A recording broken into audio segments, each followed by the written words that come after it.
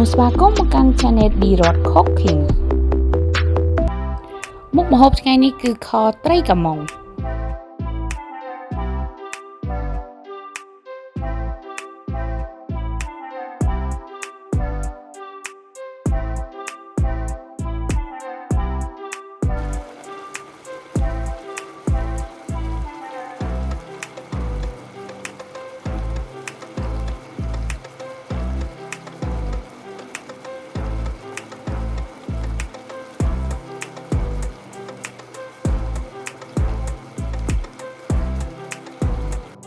គ្រឿងផ្សំមានត្រីកាម៉ុង1គីឡូ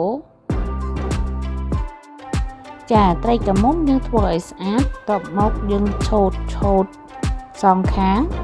ម្រេចនិងខ្ទឹមសយើងបុកចូលគ្នាអំបិលប៊ីចេងប៉េងប៉ោះយើងហាន់ចំណិតតូចស្ករត្នោតនិងទឹកស៊ីអ៊ីវខាប់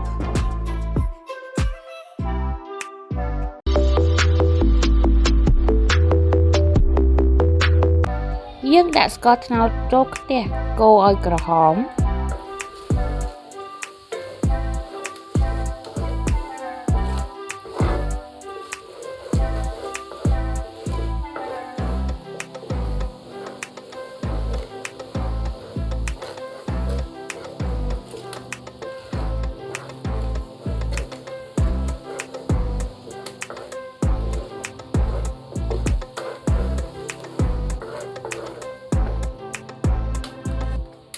បន្ទាប់មកដាក់ប៉េងប៉ោះចូលយើងដាក់ម្រេចនិងខ្ទឹមដែលបុករួចហើយអំបិលនិងប៊ីចេង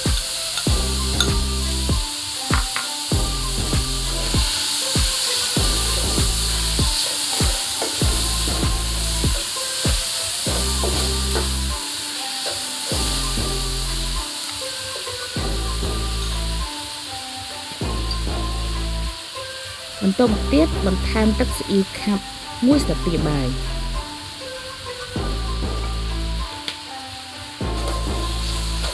យើងឆាគ្រឿងឲ្យឈ្ងុយចូលគ្នា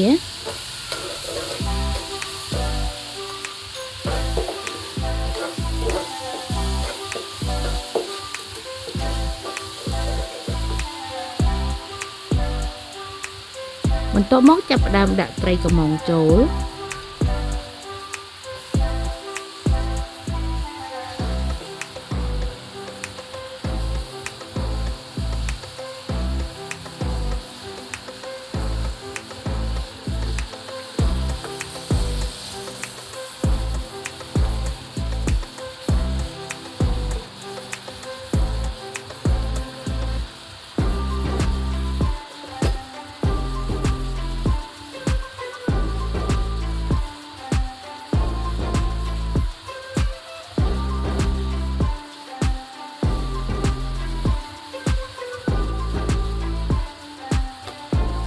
បន្ទាប់មកយើងចាប់ផ្ដើមចាក់ទឹក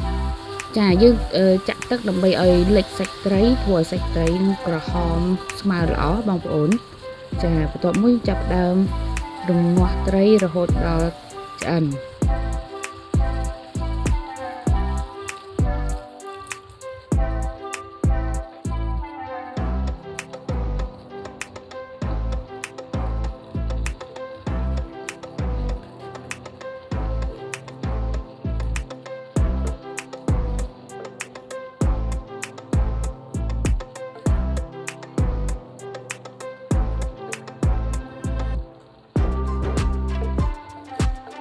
យើងធ្វើការរំងាស់សាច់ត្រីចំនួន20នាទី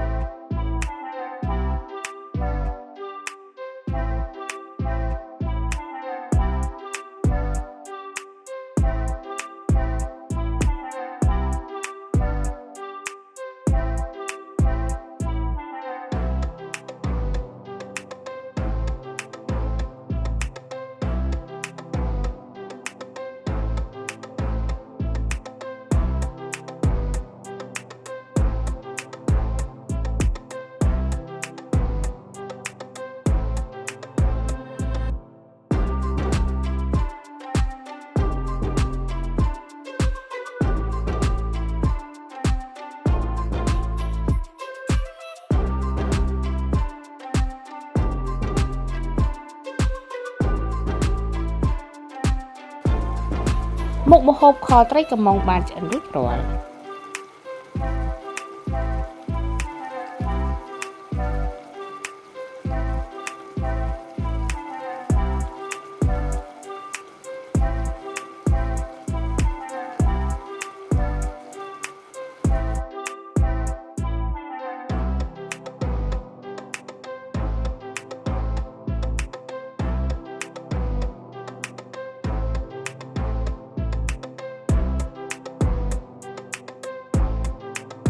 សូមចុច Subscribe និងសញ្ញារូបកណ្ដឹងដើម្បីទទួលបានវីដេអូថ្មីៗពី Channel យើងខ្ញុំ